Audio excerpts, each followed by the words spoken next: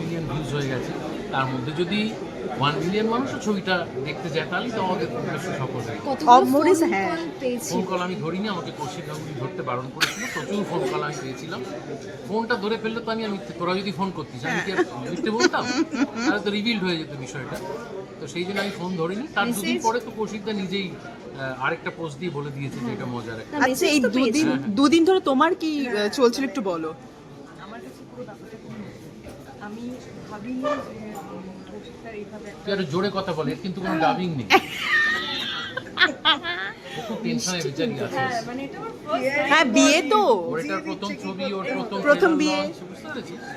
আচ্ছা না, ওর এই যে অভিজ্ঞতাটা এখন হচ্ছে সেটা আমি ঈর্ষা করছি, কারণ প্রথম কোনো কিছুর অভিজ্ঞতা তো অসাধারণ না, এটাকে এনজয় কর, ভয় পাচ্ছি। সেটাই মানে আমার এই প্রথম অভিজ্ঞতাটাই তাদের সাথে অমরিতা, পুরো টিম যারা আছে তাদের সবাই সাথে আমার এটা প্রথমবার। মানে আমি কখনো কখনো নিজেও ভাবতে পারছি না যে আমি এই পরিবারের একটা অংশ হয়েছি বা এই সুযোগটা আমি পেয়েছি।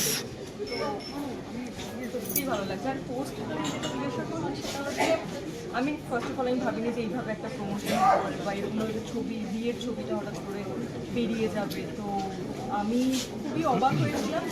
আর আমি কমেন্ট করতে আমার খুব ভালো লাগে, আমি করেওছি। সবার খুব ফানি ফানি কমেন্টস ছিল, সবাই ভেবেছে এটা সত্যিকারের 1 বছর আগে যদি বিয়ে অম্বরিতা বিয়ে করেছে। হ্যাঁ মানে আর আমি দেখলাম অম্বরিতাকে হ্যাঁ মানে সবাই খুব ভালোবাসে। কিন্তু আমার দুই পরিবারেই আমি নিজেই যখন আমি বলেছি যে আমার অর্ধাঙ্গিনীতে আজ অর্ধাঙ্গিনীতে আমার বরকে হয়েছে না অম্বরিতা, সবাই খুশি আরে হয়েছে। কি মুশকিল, এত আওয়াজ করলে হবে? জীবনে দু একটা ইন্টারভিউ দেওয়ার সুযোগ পাই আমি, তাতে আওয়াজ করে তো সর্বনাশ হয়ে তাও যাবে। এরকম ভাবে বলো, এই একটা বিষয় রিল বউ। হ্যাঁ, একটা বউ পেয়েছি এতদিন পর, ওরা ব্যাঁ ব্যাঁ করে আওয়াজ করে। অমরিস দা কবে হবে? এটা তো ভাইরাল ফিভারের মতো, তুই জানিস আজকে তোর বাড়ি গিয়ে ফিভার হবে কিনা? ওকে, দিয়ে বলা যায় না। হাজবেন্ড হিসেবে 10 on 10 আমি জানি না হ্যাঁ। কেন বিয়েটা করেনি এখন। দিচ্ছিস 10-এ 10? ঠিক আছে, আপনারা তো শুনছেন, দেখুন। আচ্ছা, এরপর কি তোমারও ইচ্ছে করছে যে আমার সবসময় ইচ্ছে করে, হ্যাঁ, আমি সঠিক পাত্রী পাই না বলে তো বিয়ে হয় না। তোর কি মনে হয় বিয়ে করা যায়? হ্যাঁ? সঠিক পাত্রী, হ্যাঁ। ক্রাইটেরিয়া হচ্ছে যে এমন কেউ যে আমার সমস্ত মানে যা যা অশান্তি আমি করি সারাদিন ধরে আমার কাছের মানুষদের সাথে, সেগুলো সব মেনে নিয়ে যাবে, সেটা খুব ডিফিকাল্ট পাওয়া। কিন্তু ছেলেদেরই এটাই ডিমান্ড থাকে, আমি জানি না কেন। মানে ছেলেরা সব অশান্তি করবে, মেয়েরা শান্তিপূর্ণ করে দেবে। আমি এখন একজন বিবাহিতা, তো আমি বলতে পারি অদূরভাবে অমৃতসরটা বললো এর থেকে কিছু ছেলেরা এটাই চায় যে আমি অশান্তি করবো, তোকে কিন্তু মেনে নিতে হবে। না, কি এবার জ্বালা। সত্যি কথা আসি, সেটা হচ্ছে যে আজ অর্ধাঙ্গিনী 10 তারিখ বেরোচ্ছে। আমার এই চরিত্রটা সুকান্ত, যারা অর্ধাঙ্গিনী সকলেই দেখেছেন আপনারা জানেন। এই ছবিটার ক্ষেত্রে আমার একটা সুবিধা তো হয়েছে, 1 নম্বর কৌশিক গাঙ্গুলির সঙ্গে 6 নম্বর ছবি এটা আমার।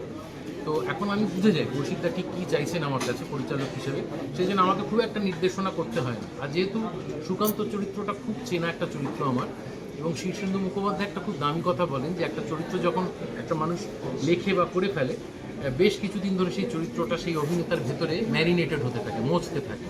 তো সুকান্ত চরিত্রটা যেহেতু 3 বছর আগে আমি অভিনয় করেছিলাম, খুব সুন্দর একটা চরিত্র, এই 3 বছর ধরে তো চরিত্রটা আমার ভেতরে মজেছে, ম্যারিনেটেড হয়েছে, আরও নতুন নতুন অনেক ডাইমেনশনস বেরিয়ে এসছে ক্যারেক্টারটা, যেটা আমরা আগে থিয়েটারে করতে পারতাম।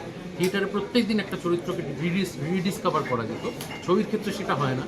কিন্তু আজও অর্ধাঙ্গিনী যেহেতু সিকুয়েল, এবং যেখানে ওই গল্পটা শেষ হচ্ছে তার ঠিক 3 বছর পরে এই গল্পটা শুরু হচ্ছে, তাতে করে ওই চরিত্রটাকে নিয়ে আমি আরেকটু বেশি খেলতে পেরেছি বলে আমার মনে হয়। সুকান্ত চরিত্র অর্ধাঙ্গিনীতে আমাকে অনেক পুরস্কার এনে দিয়েছিল, ফিল্মফেয়ার এনে দিয়েছিল, মানুষের ভালোবাসা এনে দিয়েছিল। এখনও দেশে বিদেশে যেখানে যাই সবাই অর্ধাঙ্গিনীর কথা বলে। তো ফলে চাপ বেশি ছিল অবশ্যই এই চরিত্রটা নিয়ে, কিন্তু এই চরিত্রটা এত সুন্দর করে ডিজাইন করেছে কৌশিকদা এবারে। এবং আমাকে বহু বছর আগে একজন সিনিয়র অ্যাক্টর একটা উপদেশ দিয়েছিলেন, বলেছিলেন যে যখন ছবি করবি চরিত্রটা পড়ে দেখবি, চরিত্রটা বড় না ছোট সেটা ফ্যাক্টর না, ওই চরিত্রটা না থাকলে ছবিটা আদৌ হয় কি হয় না। যদি তোর মনে হয় যে তোর চরিত্রটা না থাকলে ছবিটা এগোবে না, তাহলে বুঝবি চরিত্রটা গুরুত্বপূর্ণ। আজও অর্ধাঙ্গিনীতে আমার চরিত্র যথেষ্ট বড়, কিন্তু খুবই গুরুত্বপূর্ণ। তার কারণ সুকান্তর বিয়েটা না হলে 3 বছর পর শুভ্রা এই বাড়িতে আসতো না। সুকান্তর আমন্ত্রণেই সে বাড়িতে আসে, এবং তারপরে এমন এমন কিছু ঘটনা ঘটে যাতে করে এই ছবির বাকি গল্পটা তৈরি হয়। একটাই প্রশ্ন তোমার কাছে করবো, অনস্ক্রিন বরকে নিয়ে তো অনেক ভালো ভালো কথা বলে, এমন একটা বিষয় যেটা তুমি খুঁজে পেয়েছো যেটা একটু চেঞ্জ হলে ভালো হয় বা না হলেও ঠিক আছে, এমন কিছু আছে? সেটা আগের ইন্টারভিউতে দিয়েছিস, ওরা তো জানে না, আবার বল, একই জিনিস 10 বার বলতে হবে। 10 on 10 একটু আগেও বললাম না 10 on 10 আর তুমি অন স্ক্রিন বউ হিসেবে কত দেবে? এও খুব ভালো, খুব ভালো মেয়ে, খুব সিনসিয়ার। আমরা সারা রাত্রি ধরে শুটিং করেছি। প্রথম দিন যেদিন বিয়ের শুটিং ছিল সারা রাত শুটিংই হলো না, এত বৃষ্টি। ওমা। ও সারা রাত জেগে বেচারি বসেছিল। বৃষ্টিতে ভিজেছো? না আমি কেন ভিজতে যাবো বলতো খামোকা, পরদিন আবার শুটিং থাকবে। হ্যাঁ, তো তারপর ও সেই ফোনের সাজ ফাজ করে সারা রাত্রি জেগেছিল বেচারি। তারপর দিন আবার হোল নাইট শুটিং করেছিল, খুবই সিনসিয়ারলি কাজ করেছে। এবং ওকে আমি ঈর্ষা করছি, তার কারণও কেরিয়ারের শুরুতেই কৌশিক গাঙ্গুলির মতো একজন পরিচালককে পেলো, আমরা তো পাইনি।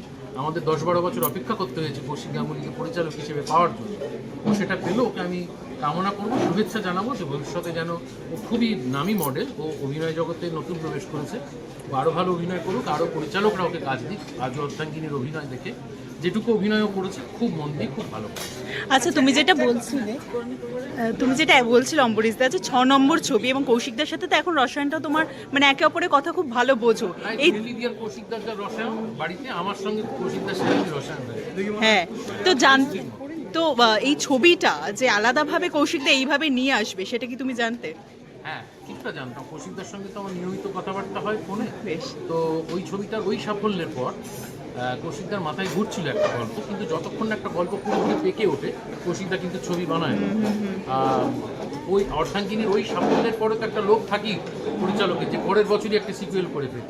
আমরা অনেক ছবিতে সিকুয়েল দেখেছি এক বছরের মধ্যে চলে আসছে, কিন্তু কৌশিকদা সেটা করেনি। প্রায় 3 বছর অপেক্ষা করে স্ক্রিপ্টটা যখন পেকেছে, দানা বেঁধেছে, চরিত্রগুলো শক্ত হয়েছে এবং বেশ কিছু নতুন চরিত্র এই ছবিতে ঢুকেছে যারা অর্ধাঙ্গিনীতে ছিল না, যেমন ইন্দ্রাশিস রায়ের চরিত্র, যেমন আভিরিক চরিত্র, এরা খুব ইম্পর্টেন্ট সমস্ত চরিত্র, ওর চরিত্র, এদের দিয়ে গল্পটা একটা জমিয়ে লিখেছে। এবং এটাই আদর্শ সময় আজ অর্ধাঙ্গিনী নতুন করে মানুষের আবার রিভিজিট করার ওই চরিত্রগুলো।